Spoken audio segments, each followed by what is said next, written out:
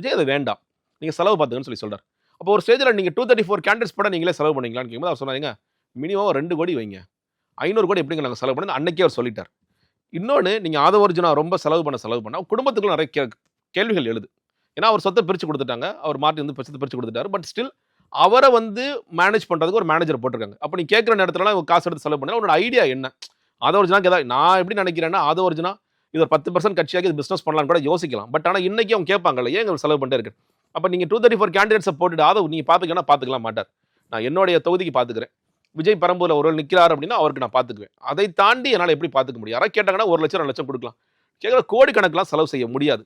அப்போ செலவுங்கிற விஷயத்துல பயங்கரமா லாக் ஆயிருக்காங்க. நீங்க முதல்ல இருந்தே தாவேக ஏன் கூட்டணி அப்படிங்கிற ஒரு இது எடுத்தாங்கன்னா, கூட்டணிக்கு போயிட்டா பிரச்சனை இல்லை இந்த தேர்தலில். இப்போ எடப்பாடி பழனிசாமி போயிருந்தா அவர் என்ன சொல்லியிருப்பார், தம்பி 40 சீட்டு நான் 40 நான் பார்த்துக்கிறேன், எத்தனை கோடியா நான் பார்த்துக்கிறேன், நான் செலவு செஞ்சுக்கிறேன், கேண்டிடேட்ஸ் மட்டும் நீங்க சில கேண்டிடேட்ஸ் நீங்க கொடுங்க, சில கேண்டிடேட்ஸ் நான் கொடுக்குறேன், இதான் டீல் அப்படின்னு சொல்லி முடிச்சிருப்பாரு. எந்த சிக்கலும் இல்லை, முடிஞ்சிருக்கும். அதை ரொம்ப ட்ரை பண்ணாங்க, அது நடக்கல.